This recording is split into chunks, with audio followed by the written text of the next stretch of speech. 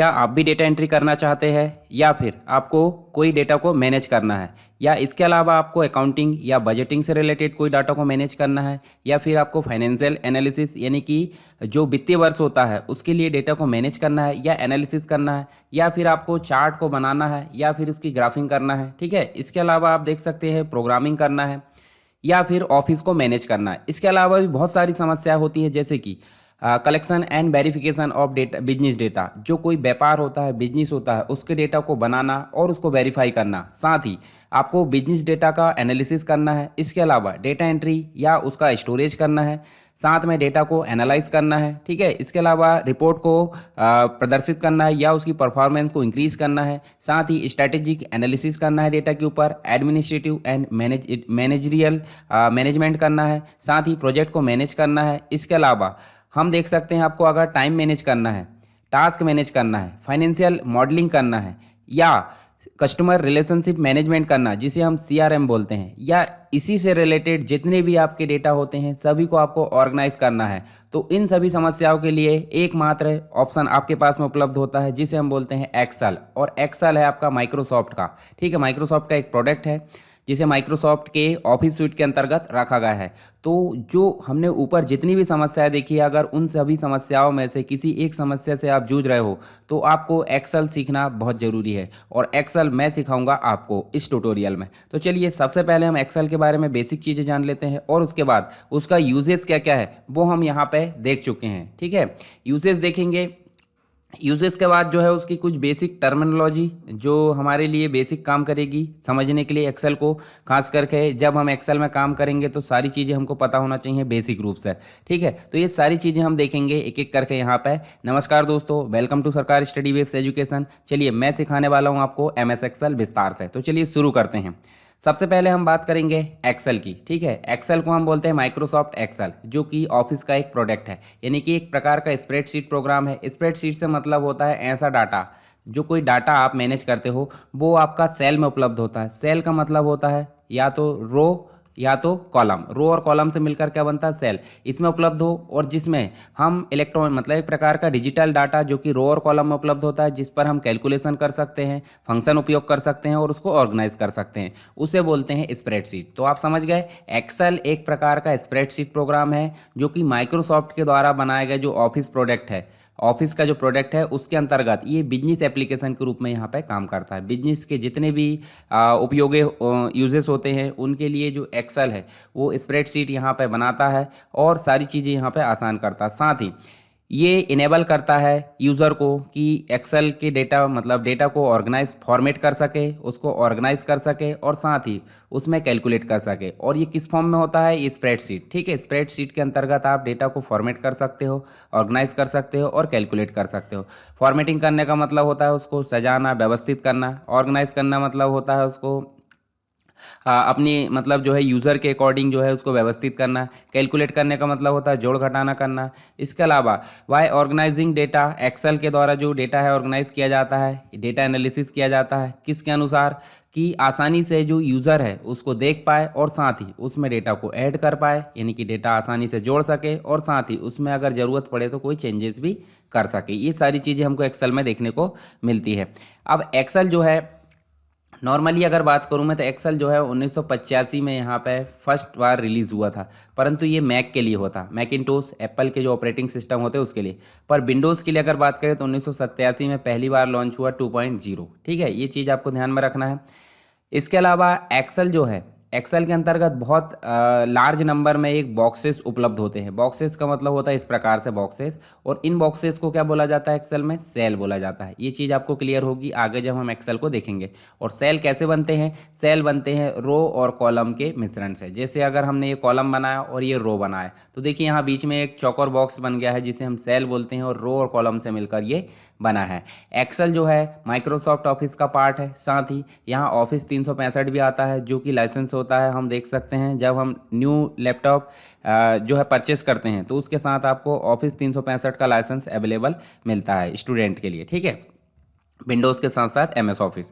उसके अलावा हम बात करें यहाँ पे तो एक्सेल के अंतर्गत बहुत सारे फंक्शंस अवेलेबल है, बहुत सारे फार्मूलाज अवेलेबल है, बहुत सारी शॉर्टकट्स है जो कि यूज़र की कार्य क्षमता या यूज़ करने की जो कार्य क्षमता है उसको इन्हेंस करने का काम करते हैं। तो ये सारी चीज़ हम यहाँ पे विस्तार से जानने वाले हैं, फंक्शन, फार्मूला, शॉर्टकट्स और सीट को कैसे डिज़ाइन करते हैं। ठीक है, आगे बात करें तो स्प्रेडशीट जो सॉफ्टवेयर है, स्प्रेडशीट सॉफ्टवेयर से मतलब एक्सेल, वो कहाँ कहाँ अवेलेबल मिलेगा आपको। पहली बात तो हम विंडोज़ में देख सकते हैं उसको, ठीक है। विंडोज़ के बाद हम मैक ऑपरेटिंग सिस्टम में देख सकते हैं, फिर उसके बाद एंड्रॉयड में भी देख सकते हैं। एंड्रॉयड में गूगल सीट नाम से एक एप्लीकेशन आता है, ठीक है, प्ले स्टोर में मिल जाएगा तो वहाँ मिल जाएगा। iOS यानी कि जो एप्पल की जो डिवाइसेस होती है, जैसे मोबाइल फ़ोन हो गया एप्पल का या फिर आईपैड वगैरह हो गए, तो उस प्लेटफॉर्म में भी आपको एक्सेल यानी कि स्प्रेडशीट प्रोग्राम देखने को मिलेगा। तो आप कोई भी डिवाइस उपयोग कर रहे हो, आपको एक्सेल हर जगह उपयोग देखने को मिलेगा।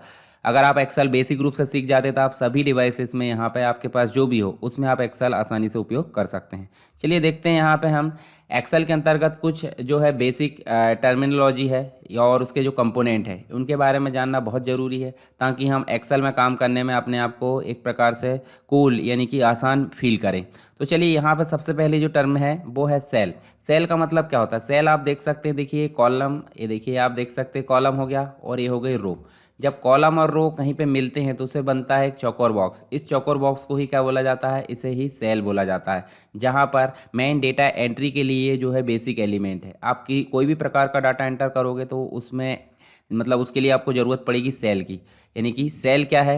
एक प्रकार से इंटरसेक्शन है रो और कॉलम का, जहाँ पर आप डाटा को एंटर करते हैं। समझ गए? सेल का मतलब आप समझ गए। अब उसके बाद सेल का रेफरेंस पूछ रहा है। सेल रेफरेंस या फिर सेल का रेंज हम बोल सकते हैं। सेल रेफरेंस मतलब होता है, देखिए एक से अधिक सेल का, देखिए इतना कंप्लीट अगर सेल हम देखते हैं, देखिए सेल रेंज या सेल रेफरेंस इसको हम बोल सकते हैं। ठीक है, ये ज़रूरत कब पड़ती है? जब हम कोई फंक्शन लगाते हैं तो हमको सेल रेफरेंस की ज़रूरत पड़ती है, या कोई हम जो है पिवोट टेबल बनाते हैं तो हमको सेल रेफरेंस या डेटा सोर्स इसे बोलते हैं, इसकी ज़रूरत पड़ती है। ठीक, हॉरिजॉन्टल जो रो और कॉलम है उनको कंप्लीट रूप से अगर देखें तो यहाँ पे इनका कोऑर्डिनेशन को ही हम क्या बोलते हैं? सेल रेफरेंस बोलते हैं। अगली बात हो रही है एक्टिव सेल की। एक्टिव सेल का मतलब क्या होता है? देखिए ये कॉलम हो गया और ये हो गई रो।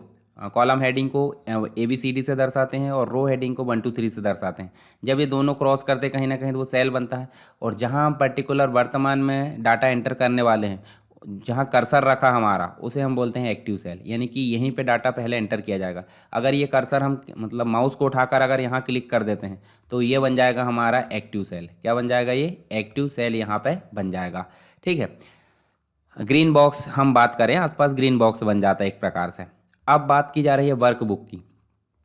जब हम MS वर्ड पढ़ते थे तो MS वर्ड में क्या बनता था? डॉक्यूमेंट बनता था। MS वर्ड में क्या बनता था? डॉक्यूमेंट। और एक्सेल में बनती है वर्कबुक। क्या बनती है? वर्कबुक। ठीक है, तो एक्सेल में कोई भी फाइल हम बनाएंगे, न्यू करके जब भी बनाएंगे तो वो क्या बनेगी? वर्कबुक। यानी कि न्यू फाइल को ही हम क्या बोल रहे हैं? वर्कबुक। यानी कि एक्सेल में बनाई गई फाइल को हम क्या बोलेंगे? वर्कबुक। ठीक है, अब वर्कबुक जो होती है बहुत सारी सीट में डिवाइड होती है, जिन सीट को बोला जाता है वर्क सीट। अब सीट कैसे? सीट आप देख सकते हैं यहाँ पर सीट है, अगर प्लस के निशान पर क्लिक करोगे तो यहाँ पर जुड़ जाएगी आपकी सीट 2। चाहे तो आप जो है इसका नाम भी बदल सकते हैं, जैसे सीट 1 का नाम आप जो भी आप नाम रखना चाहते हैं, जैसे मैंने रख दिया DCA, या फिर मैं रख देता हूँ यहाँ पे PGDCA। तो इस प्रकार से इनका नाम भी आप चेंज कर सकते हैं। ठीक है, इनको वर्क सीट बोला जाता है। और वर्कबुक के अंतर्गत ये नेस्टिंग होती है, यानी वर्कबुक के अंतर्गत बहुत सारी सीट या वर्क सीट आपको देखने को मिलती है। वर्क सीट की टैब देखने को मिल रही है। तो जैसे मैंने बताया था, सीट को ऐड करने के लिए प्लस बटन दबाते हैं, तो सीट को ऐड करने के लिए प्लस दबाए तो देखिए हमारे पास 3 सीट हो गई। और ये पर्टिकुलर जो एक सीट का जो लिखा है सीट 1, इसे हम क्या बोलेंगे? इसे बोलते हैं सीट टैब। इसे क्या बोलते हैं? सीट टैब बोलते हैं। ठीक है, इनमें हम स्विच कर सकते हैं डायरेक्टली इस पर क्लिक करके, डायरेक्टली इस पर क्लिक करके। तो इस प्रकार हम जो है सीट में स्विच कर सकते हैं। चाहे तो हम नाम भी बदल सकते हैं। सारी चीज़ हम एक एक करके बाद में देखने वाले हैं। Column and row heading. Column and row heading, आपको पता है कॉलम इस प्रकार से वर्टिकल मोड में रहते हैं और रो आपकी हॉरिजॉन्टल मोड में रहती है। तो रो को 1 2 3 से दर्शाते हैं। देखिए 1 2 3 जो है वो रो की हेडिंग कहलाती है, और ABCD से कॉलम हेडिंग को दर्शाते हैं, तो ये कॉलम हेडिंग कहलाती है। ठीक है, दोनों चीज़ आप समझ गए। अच्छा, हमको सेलेक्ट करना है तो हम डायरेक्टली, जैसे हम D में क्लिक कर देते हैं तो डायरेक्टली हमारा D जो कॉलम है कंप्लीट सेलेक्ट हो जाएगा। और यदि हम रो को सेलेक्ट करना, डायरेक्ट इस रो पर हम क्लिक करेंगे, पूरी रो सेलेक्ट हो जाएगी। ठीक है, आगे देखिए नेक्स्ट है आपका फॉर्मूला। तो फॉर्मूला के अंतर्गत आपको देखने को मिलेगा मेनली, जैसे आप 25 लिखते किसी सेल में और दूसरे में 25 लिखते, दोनों को आपको जोड़ना है तो आप इक्वल का निशान लगाते हैं। और एक देखिए यहाँ पे जो 25 लिखा है ये सेल है, ठीक है। सेल के अंतर्गत एक वैल्यू लिखी है और सेल का पर्टिकुलर, जैसे हम रहते हैं ना, हमारे मकान का एक एड्रेस होता है कि नहीं, हाउस नंबर बोलते हैं जिसे, उसी प्रकार इस सेल का भी एक एड्रेस होता है जिसे हम सेल एड्रेस बोलते हैं। तो सेल एड्रेस यहाँ पे शो होता है, देखिए यहाँ पे आप देख सकते हैं सेल एड्रेस, और ये कहाँ पे है, B3 पे है। ये चीज़ हम डायरेक्टली देखने वाले हैं अभी एक्सेल में काम करके। और B वाला कॉलम है तो B पहले आ गया, और 3 वाली देखिए यहाँ पे अभी सेल है हमारा, ठीक है, ये वाला हमारा सेल है। तो देखिए चलिए हम नई जगह में देखते हैं, जैसे E है तो E हम चले कहाँ पे, यहाँ पे। तो अगर इस सेल का एड्रेस निकालने को बोलूँ मैं तो E तो पहले आ जाएगा कॉलम का नेम, और यहाँ पे क्या आ जाएगा 4, मतलब ये 4 वाली रो में ये काम कर रहा है। तो इसका एड्रेस क्या जाएगा यहाँ पे E4। यदि हम बात करें B में, देखिए 25 हम चल रहे हैं, देखिए 25 वाले सेल को सेलेक्ट किया है, इसलिए देखिए B3 यहाँ पे आ गया। अगर हम इस सेल को सेलेक्ट करते हैं तो B2 आ जाएगा, यदि हम इस सेल को सेलेक्ट करते हैं तो B4 आ जाएगा। तो इस प्रकार से हमको सेल एड्रेस देखने को मिलेगा। तो आपको फॉर्मूला समझ में आया। फॉर्मूला का शुरुआत इक्वल से होता है, उसके बाद हम सेल एड्रेस लिखते हैं, सेल एड्रेस, ठीक है, cell address plus cell address या माइनस जो भी हम लिखना चाहें यहाँ पे लिख सकते हैं। इसको कंप्लीट सेल एड्रेस मतलब जो है इसको हम क्या बोलते हैं, फॉर्मूला बोलते हैं। और ये सेल एड्रेस से मिलकर हम जो है कैलकुलेशन कर सकते हैं। शुरुआत कैसे होती है, इक्वल से। और ये कहाँ पे दिखता है, इस वाले सेक्शन में दिखता है, इसको बोलते हैं फॉर्मूला बार। चलिए हम वही देखने वाले हैं अभी। अगला जो है फॉर्मूला बार है। फॉर्मूला बार क्या है, जब भी हम कोई सेल में फॉर्मूला लगाते हैं तो जहाँ पर फॉर्मूला दिखाई देता है उसे हम क्या बोलते हैं, फॉर्मूला बार बोलते हैं, ठीक है। ये चीज़ आपको दिख रही है। अगर ना दिखे ये फॉर्मूला बार तो आपको व्यू टैब में जाना है और वहाँ पर जाकर जो है फॉर्मूला बार आपका जो है उसको शो करना है, ठीक है। ये चीज़ आपको देखने को मिलेगी, ठीक। यहाँ पे देखिए FX लेवल है, FX लेवल के सामने जो है फॉर्मूला बार दिख रहा है, कुछ सिंबल दिख रहा है, और उसके साइड में आपको देखिए ये सेल की वैल्यू यानी कि सेल एड्रेस का जो है बॉक्स नज़र आ रहा है। चलिए एड्रेस बार उसी को बोलते हैं। देखिए ये जो आपको दिख रहा है ये सेल एड्रेस बार इसे हम बोलते हैं, जिसके अंतर्गत जिस सेल में हमने काम करे, जैसे C है, C के अंतर्गत अगर हम यहाँ पे काम कर रहे हैं तो C के अंतर्गत कौन सा है 4, तो C4 यहाँ पे दिखना चाहिए, ठीक है। C4 यहाँ पे एड्रेस नज़र आएगा, जो कि एक्टिव सेल होता है उसका नंबर दिखाई देता है, ठीक। नेक्स्ट है फिल्टर। अब फिल्टर का मतलब होता है छानना। तो हमारे पास बहुत सारा डाटा हमने बना लिए हैं एक्सेल के अंतर्गत। जैसे देखिए ये कॉलम हो गया, ये देखिए ये भी कॉलम हो गया, और ऐसे में जो हो गई रो हो गई। अब ऐसी रो को हम क्या बोलेंगे, रिकॉर्ड।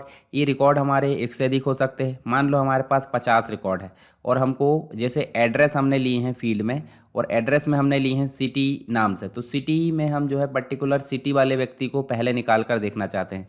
तो हम यहाँ पे डाटा को क्या कर रहे हैं, छान रहे हैं। उस छानने को ही क्या बोलते हैं, फिल्टर। इसका उपयोग हम विस्तार से करेंगे आगे, ठीक है। शॉर्ट एंड फिल्टर वाले ऑप्शन में ग्रुप में ये देखने को मिल जाएगा। अगला है ऑटोफिल। ऑटोफिल का मतलब होता है जैसे हम 1 लिखते हैं और 1 लिखने के बाद हम इसको नीचे खींचते हैं, तो ये जो है क्या करता है, 1 2 3 4 या 1 1 करके यहाँ पे फिल कर देता है। यदि हम 2 लिखकर 1 और 2 लिखकर दोनों को सेलेक्ट करते हैं और फिर खींचते हैं तो ये क्रम बनाएगा। और इसके अंदर एक देखिए ऑटोफिल नाम से ऑप्शन भी आ रहा है। अगर आपको 1 1 बनाना है सब में तो आप कॉपी सेल कर दोगे। यदि आप 1 2 3 बनाना चाहते हैं तो फिल सीरीज कर दोगे। और fill formatting only, formatting only को फिल कर देगा। ये फिल विदाउट फॉर्मेटिंग यानी कि ओनली फिल करेगा पर बिना फॉर्मेटिंग के। फ्लैश फिल करेगा। फ्लैश फिल क्या होता है वो हम आगे विस्तार से बात करेंगे, किसमें आगे एक्सेल हम पढ़ने वाले उसमें। फिर है ऑटो सम। ऑटो सम का मतलब होता है जोड़ना, और ऑटो सम मतलब होता है डायरेक्टली हम अगर कंप्लीट सेल को सेलेक्ट करें। जैसे ये कंप्लीट सेल है, ये कंप्लीट रेंज है, इतने को हमने सेलेक्ट करे और सेलेक्ट करने के बाद हम गए कहाँ पे, ये देखिए एडिटिंग ग्रुप में, जहाँ की शॉर्ट एंड फिल्टर के साइड में ये दिख रहा है, देखिए आप ऑटो सम का ऑप्शन। इसको अगर क्लिक कर देता हूँ तो इक्वल करके यहाँ सम और कंप्लीट सेल का एड्रेस यहाँ आ जाता है, और इसको हम एंटर करेंगे, टोटल मिलाकर ये इसका टोटल यानी कि एडिशन आ जाएगा। इसी को बोलते हैं ऑटो सम, ठीक है। आगे है पिवोट टेबल। पिवोट टेबल का मतलब होता है बहुत बड़े डेटा को समराइज़ करना, ठीक है, उसकी समरी निकालना। समरी निकालने का एक टूल है जिसके अंतर्गत डेटा ऑटोमेटिक सॉर्ट हो जाता है, ऑटोमेटिक ऑर्गेनाइज हो जाता है, ऑटोमेटिक कैलकुलेट हो जाता है। तो इस विधि को हम क्या बोलते हैं, पिवोट टेबल। और इसी को अगर हम ग्राफिक्स के रूप में कन्वर्ट कर दें तो उसे बोलते हैं पिवोट चार्ट, ठीक है। ये दोनों चीज़ हम देखेंगे विस्तार से। काफ़ी इंपॉर्टेंट चीज़ है ये, ठीक है, आपके लिए। अब बात करते हैं यहाँ पे सोर्स डाटा की। तो सोर्स डाटा का मतलब क्या होता है? सोर्स डाटा का मतलब होता है यहाँ पे जब हम पिवोट टेबल बनाते हैं या फिर हम जो है पिवोट चार्ट बनाते हैं, तो इनके लिए डाटा जहाँ से लाया जाता है उसे बोलते हैं सोर्स डाटा। और ये क्या होता है? ये होता है सेल का रेफरेंस, सेल का जो कंप्लीट रेंज होती है वो कंप्लीट यहाँ पे सोर्स डाटा कहलाता है। चलिए अब हम जो है एक्सेल को स्टार्ट करते हैं। तो चलिए एक्सेल को स्टार्ट करने के लिए सबसे पहले आपको मैं बताता हूँ, इसको मैं मिनिमाइज़ कर देता हूँ। और एक्सेल को स्टार्ट कैसे करते हैं, तो कुछ बेसिक चीज़ें होती है। या तो एक्सेल आपका डेस्कटॉप पर शॉर्टकट के रूप में बना होगा, तो आप डायरेक्टली ऐसे डबल क्लिक करके ओपन कर सकते हैं। या तो आप जो है यहाँ स्टार्ट में जाएंगे तो यहाँ पे आपको एक्सेल दिख जाएगा, स्टार्ट में नहीं दिख रहा, या तो आपको टास्क बार में देखिए एक्सेल का आइकॉन यहाँ पे नज़र आएगा। अब इन जगह में कहीं भी नहीं दिख रहा है तो आप सीधे स्टार्ट बटन में जाएंगे और आपको सिर्फ लिखना है एक्सेल। ये देखिए एक्सेल लिखना है। अब एक्सेल को इंस्टॉल कैसे करना है वो आपने सीख लिया होगा। यदि नहीं सीखा है तो आप उसका वीडियो देख सकते हैं। एक्सेल एमएस ऑफिस को इंस्टॉल कैसे करना है और एमएस ऑफिस को एक्टिवेट कैसे करना है, दोनों चीज़ मैं बता चुका हूं। तो उसको आप जो है देख लें ध्यान से और अपने एक्सेल को शुरू करें और मेरे साथ धीरे धीरे जो है सीखना यहाँ पे जारी रखें।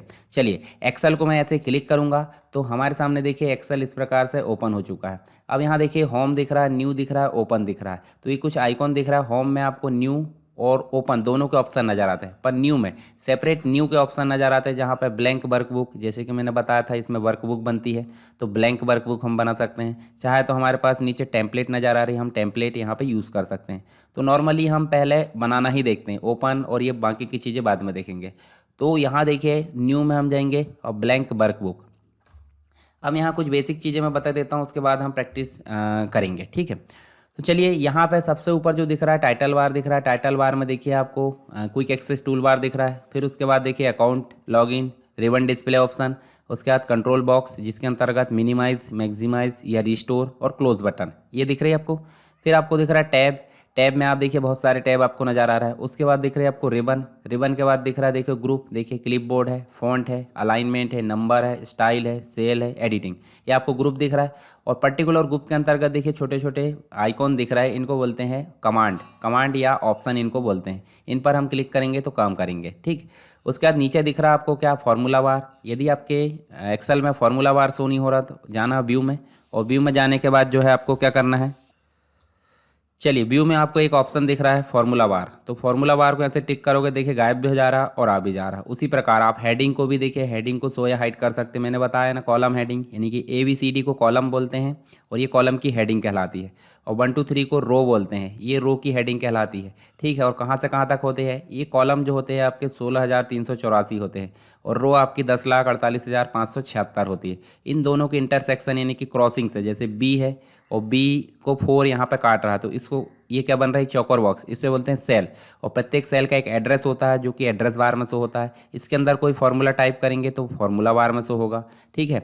इसके अलावा ये जो एरिया जो है कंप्लीट वर्कशीट कहलाती है। तो वर्कशीट जो है नाम यहाँ पे दिख रहा है, तो ये सीट टैब कहलाती है। इसको हम क्लिक करेंगे देखिए इस प्रकार से जो है सीट की टैब। स्क्रॉल बार आपको पता ही है हॉरिजॉन्टल होती है और एक वर्टिकल होती है। रूलर भी पता है, रूलर यहाँ पे नहीं दिखेगी, ये अलग व्यू में दिखती है। नीचे स्टेटस बार दिख रहा है जहाँ पे आपको व्यू बटन दिख रही है सीट की, नॉर्मल, पेज लेआउट और पेज ब्रेक व्यू। उसके बाद आपको जूम बटन दिख रही है, माइनस यानी कि जूम आउट, प्लस यानी कि जूम इन। इस प्रकार से आपको कुछ बेसिक एनवायरनमेंट आपको मैंने बताया। अब हम धीरे धीरे जो है इसमें काम करना शुरू करेंगे। आई होप मैंने अभी तक जितनी चीज़ें आपको बताया हूँ, बेसिक चीज़ें जो आपको काम करना है, वो आपके पास समस्या है तो आप एक्सेल को सीखना जारी रखें। और यदि समस्या नहीं है तो आप एक्सेल को बिल्कुल भी ना सीखें, ठीक है। अब एक्सेल को सीखना बहुत ज़रूरी, क्योंकि एक्सेल जो है यूनिवर्सल टाइप यानी कि हर जगह जो है इसका यूज़ होने लगा है ऑफिस में, ठीक है। तो आपको एक्सेल सीखना बहुत ज़रूरी है। और अभी मैंने सिर्फ बेसिक कॉन्सेप्ट पढ़ाया हूँ, अब एक एक करके हम, जैसे होम टैब है, इंसर्ट टैब है, ड्रॉ टैब है, ठीक है। ड्रॉ टैब तो हमारे लिए ज़्यादा काम की नहीं, पेज लेआउट टैब है, फार्मूला टैब है, डेटा टैब है, रिव्यू, व्यू, इन सभी टैब को हम एक एक करके यहाँ पे पढ़ेंगे और आपके लिए काफ़ी इंपॉर्टेंट साबित होने वाला है। तो चलिए इसी प्रकार आप एक्सेल को जो है सीखते रहिए। मिलते हैं नेक्स्ट पार्ट में, तब तक के लिए जय हिंद।